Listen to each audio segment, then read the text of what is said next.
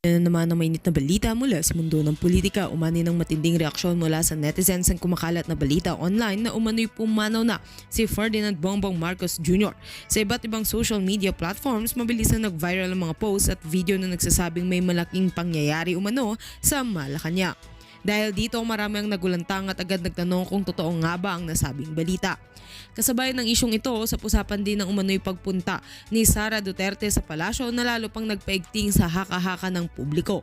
May mga nagsasabing ito raw ay senyales ng pag-takeover sa pamahalaan. Gayunpaman, wala pang kumpirmasyon mula sa opisyal na tanggapan ng Malacanang o anumang lehitimong ahensya ng gobyerno na nagpapatunay sa mga paratang na ito. Sa gitna ng pagkalito, pinaalalahanan ng mga eksperto ang publiko na maging mapanuri sa impormasyong natatanggap, lalo na sa social media. Ang mabilis na pagkalat ng hindi beripikadong balita ay maaaring magdulot ng takot at maling paniniwala. Mahalaga ang pag-check sa mga mapagkakatiwalaang news sources bago maniwala o magbahagi ng ganitong uri ng impormasyon. Sa ngayon, nananatiling walang opisyal na kumpirmasyon hinggil sa sinasabing pagpanaw ng Pangulo. Hinihikayat ang lahat na manatiling kalmado at maghintay ng formal na anunsyo mula sa gobyerno. Patuloy naming babantayan ang sitwasyong ito at upang maihatid ang tama at mapapanahong balita. At yan nga ang mga balitang ating pagkakatutukan, at kung bago ka pa lamang sa aking channel ay huwag kakalimutang mag-like, share and subscribe para updated ka sa mga bagong balita dito sa Tatak Pinas.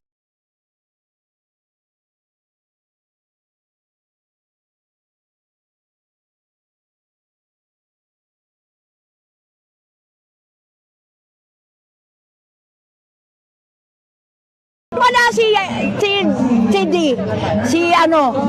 si Congressman Sardico. Alam ko na yun. At ninyo, sino pumirma ng GAA, BICAM, May Blanco? Si Marcos, tatandaan ninyo. Si Marcos ang the most corrupt president I ever heard. Kaya ko na lahat. Inflation! Ang talong, 200! Ang galunggong, 400. Yung 1,000 mo, wala nang mabibili. Isa pa lang yun na malengke ko. Isa pa lang yun. Tapos, gusto pa niya si Marcos, bangag. Maglalakaw ka, Marcos. May kastang ka. Hindi kita gusto. Binoto kita dahil kay Sara noon. Uniteam. Kung walang uniteam, di kita iboboto. Sabi mo pa nga, dama ko, hirap nyo. Puro pala kabalbalan yung sinabi niya eh. Kinumpanya ko pa yan. Nagbayad pa ako. Kasi dahil kay Sara, kung hindi nagpabola si Sara, o nasaan na si Sara, tinarador mo!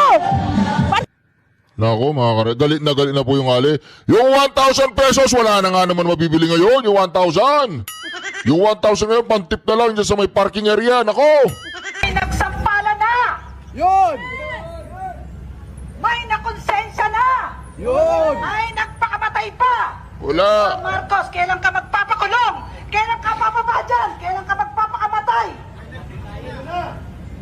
Maawa ka! Rally dito! Rally doon! Rally bukas! 16, 17, 18! Hindi ko alam kung ano pa ang mga kasunod na rally mangyayari. Nako. Maawa ka sa sambayanan Pilipino! Nakikita mo, maliwanag kalikasan na nagpapababa sa'yo! Walang hiya ka! Lahat na! Super! Duper! Pagmumura! Sinapit na namin sa'yo, pero ilan lang kami nagrarally ngayon. Nung isang araw, September 21, nakita mo, may nagbuwis ng buhay ng mga kapulisan. May nagbuwis ng buhay ng mga kabataan. Sino ang may gustong pumunta ng karsada?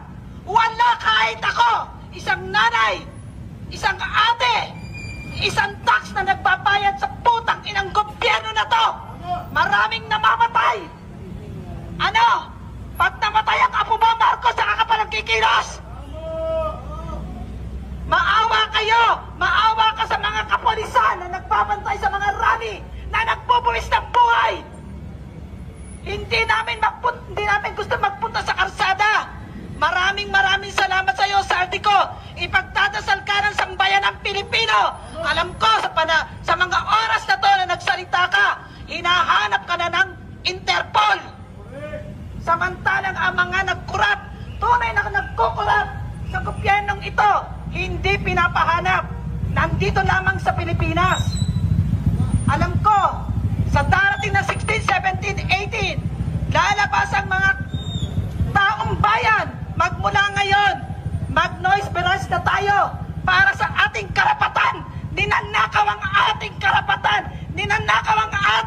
tao! Correct. Ano pa? Ano pa, Marcos? May nagpakamatay na sa DPWS! Ikaw sa Malacanang, wala pa magpapakamatay! Ikaw ang ugat ng lahat ng ito! Correct. Putang ina talaga! Talagang putang ina! Araw-araw minumura ka ng taong bayan! Correct. Mapamidya! Naku, kahit na nagtitinda ng balot, kahit na mga driver, lahat minumura ka. Ewan ko kung bakit wala kang pinapakulong sa mga taong magnanakaw. Siguro, ang kasagutan dyan ay ikaw ang magpakulong sa sarili mo. Mga sambayan ng Pilipino, alam ko, kayo ay nanonood lamang sa media, sa mga vlogger. Kayo ay nanonood lamang.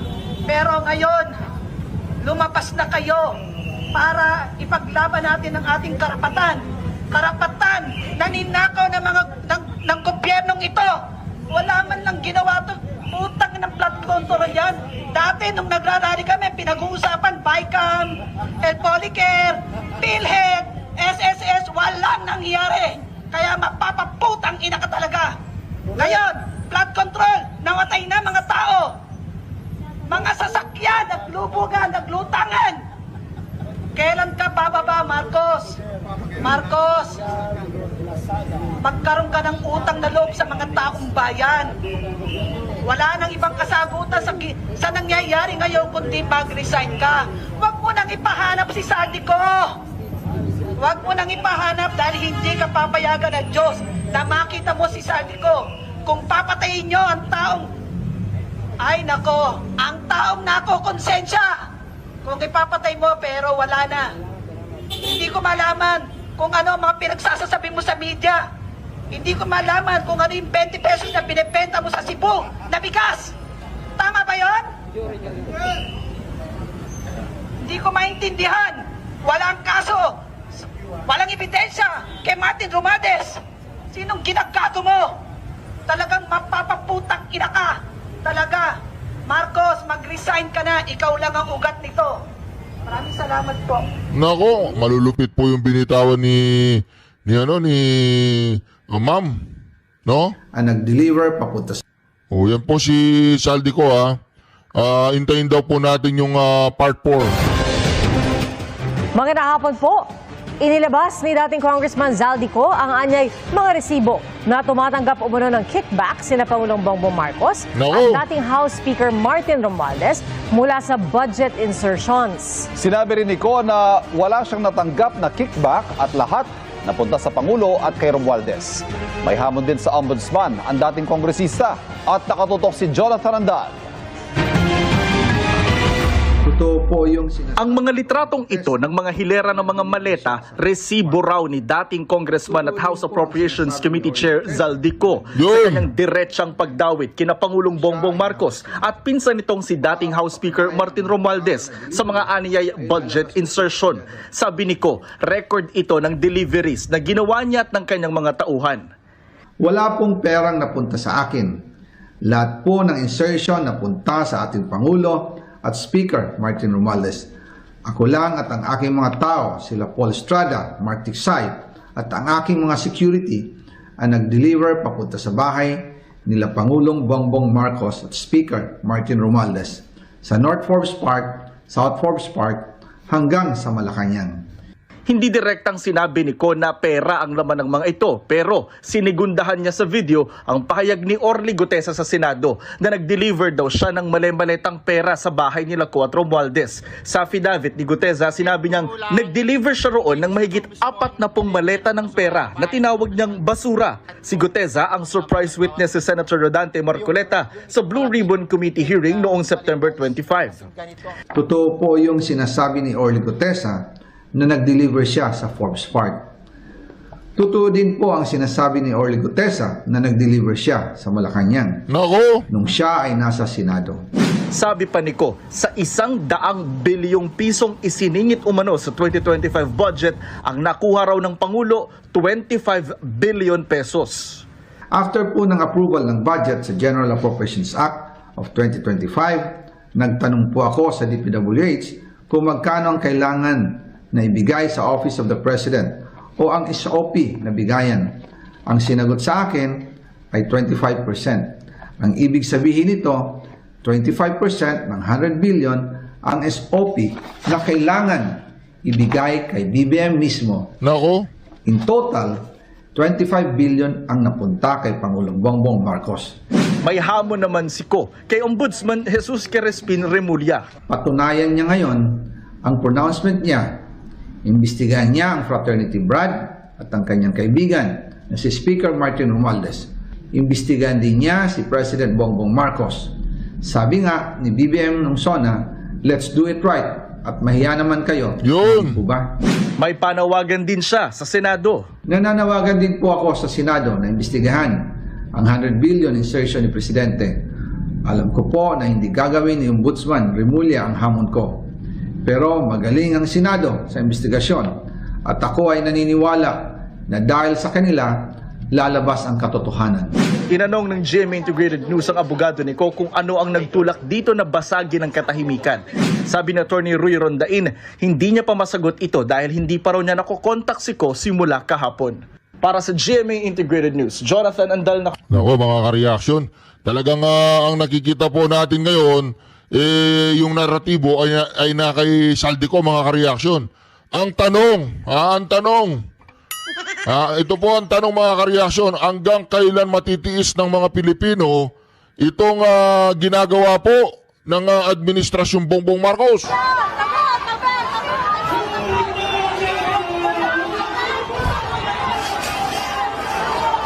Hindi po ako sigurado kung ngayon nangyayari ito mga ka-reaksyon. Meron po nagpadala sa akin na nag-email sa akin na itong video na ito. Hindi ko po ma-verify kung ngayon nangyari ito o nung nakaraang rally. Pero nagkakagulo na po dyan sa Menjola. Ito po.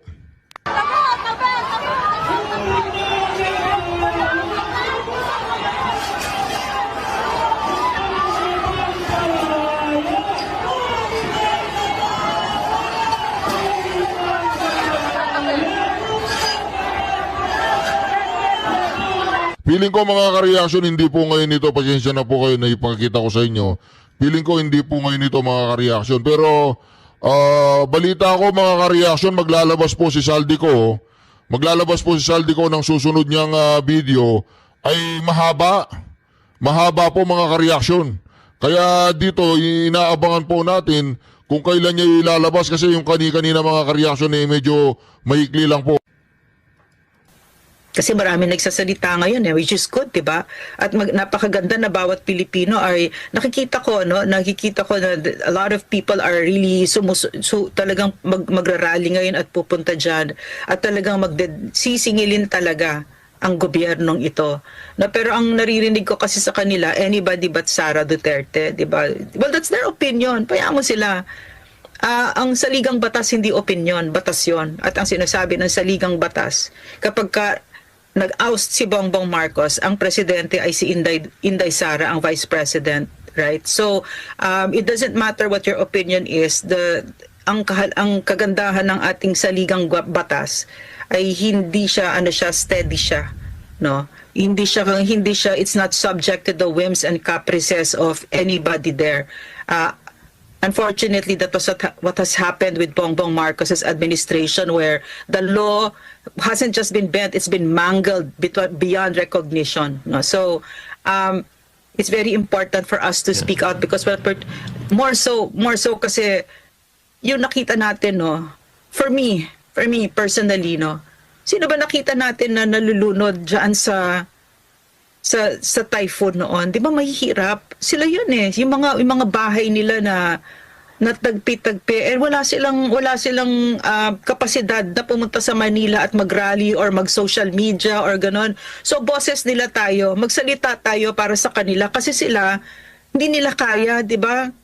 Yung batang namatayan ng nanay, tatay, mga kapatid, kaya ba niya? Hindi niya kaya. 'Di ba? So tayo magsasalita. Bongbong Marcos, kinuha mo, nag-insert. Kasi marami nagsasalita ngayon which is good, 'di ba? At napakaganda na bawat Pilipino ay nakikita ko na a lot of people are really talagang magrarally ngayon at pupunta diyan at talagang sisingilin talaga ang gobyernong ito. No, pero ang naririnig ko kasi sa kanila, anybody but Sara Duterte, di ba? Well, that's their opinion. Payaan mo sila. Ang saligang batas hindi opinion, batas yon. At ang sinasabi ng saligang batas, kapag nag-oust si Bongbong Marcos, ang presidente ay si Inday Sara, ang vice president, right? So, it doesn't matter what your opinion is. Ang kagandahan ng ating saligang batas ay hindi siya steady siya, no? Hindi siya it's not subject to the whims and caprices of anybody there. Unfortunately, that was what has happened with Bongbong Marcos's administration, where the law hasn't just been bent, it's been mangled beyond recognition, no? So it's very important for us to speak out, because more so kasi yung nakita natin, no, for me personally, no, sino ba nakita natin na nalulunod diyan sa typhoon noon? 'Di ba mahihirap? Sila 'yun eh, yung mga bahay nila na natagpi-tagpi, wala silang kapasidad na pumunta sa Manila at mag-rally or mag-social media or ganon. So boses nila tayo, magsalita tayo para sa kanila, kasi sila hindi nila kaya, 'di ba? Yung batang namatayan ng nanay, tatay, mga kapatid, kaya ba niya? Hindi niya kaya. 'Di ba? So tayo magsasalita. Bongbong Marcos, kinuha mo, nag-insert ka ng 100 billion. Alam niyo ba dito sa Tokyo, meron silang underground na hindi lang flood control kundi flood proof ang buong Tokyo. Hindi na dito flood. Kung may flood a few minutes and then wala na. And that flood, it's very cavernous. I've been there. It's so impressive.